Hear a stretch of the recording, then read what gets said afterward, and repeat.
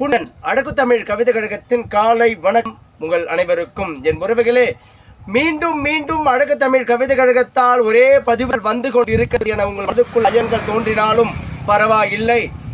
இந்த பதிவுகள் சிலருக்கு மனதுக்குள் மாற்றத்தை ஏற்படுத்த வேண்டும் என்பதற்காக தான் இந்த பதிவுகள்.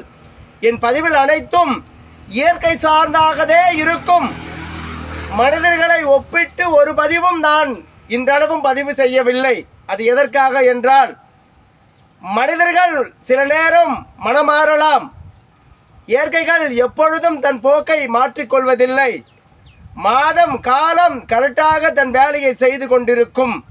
வானம் இதரும் கடல் எண்ணற்ற மீன்களை இன்றளவும் தந்து கொண்டிருக்கின்றது. நீர்நிலம் அனைத்து புல்வெளிகளையும் பசுமையாக ஒரு பக்கம் காட்டிக் கொண்டிருக்கின்றது. நதிகளெல்லாம் வற்றியும் நீர்வரத்தும் நிகழ்ந்து கொண்டிருக்கின்றது. மரங்களில் பட்டத்தில் காய்கள் கனிகள் கிடைத்து கொண்டிருக்கின்றது. விளைவிக்கும் பொருட்களிலெல்லாம் சரிவர பட்டத்தில் விளை பொருட்களாக கிடைக்கின்றது. உணவு தானியங்கள் கிடைக்கின்றது. அதுதான் நான் இன்றளவும் இயற்கையோடு சார்ந்த வாழ்நிலையை உங்களுக்குள் கொண்டாடுங்கள் என்று அனுதினமும் பதிவில் சொல்லிக் கொண்டிருக்கின்றது என் உறவுகளே. அதுபோல் அறிவுரை இந்த உலகத்தில் நான் அறிந்ததை பிறருக்கு கற்பித்து அறிவுரை கூற வேண்டும். இவரை போல் அவரை போல் எடுத்துக்காட்டுகள் கூறும் பொழுது அவர்களைப் போல் சிறிதேனும் வாழ்ந்துவிட்டு அறிவுரைகள் கூற வேண்டும். எதுவும் இல்லாமல் வெறு வாயால் முழம்போடும் மனிதர்களிடையே வாழ்ந்து கொண்டிருக்கும் மக்கள் தான் பாவம். என் உறவுகளே, நம் மனதுக்குள் தோன்ற வேண்டும் எப்படி நாம் வாழ வேண்டும் என. பிறர் சொல்லி இவர் சொல்லி அவர் சொல்லி வாழ்க்கை அல்ல.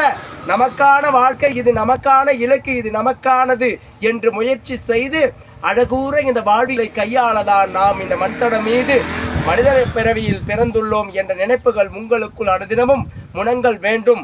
பிறகு இந்த வாழ்த்தடம் அனைவருக்கும் வாய்ப்புகளை அள்ளி கொடுக்க காத்திருக்கும் என் உறவுகளே. எப்பொழுதும் நாம் நமக்குள் இருக்கும் மன பக்குவத்தை அடைந்து நாம் முதலில் நமக்கான வாழ்க்கையை தன்னம்பிக்கையோடும் விடாமுயற்சிகளோடும் வாழ பழகுவோம். பிறருக்கு அறிவுரைகளை உரைத்து அவர்கள் நம்மேலும் திருந்த வாய்ப்பு இருக்கின்றதா என உணர்ந்து அழகூற இந்த வாழ்வியலை கையாள நாம் நமக்குள் இருக்கும் மன பக்குவத்தை அடைவோம். இந்த பதிவின் மூலமேனும் என் உறவுகளே, வாழ்க்கை மிக அழகானது.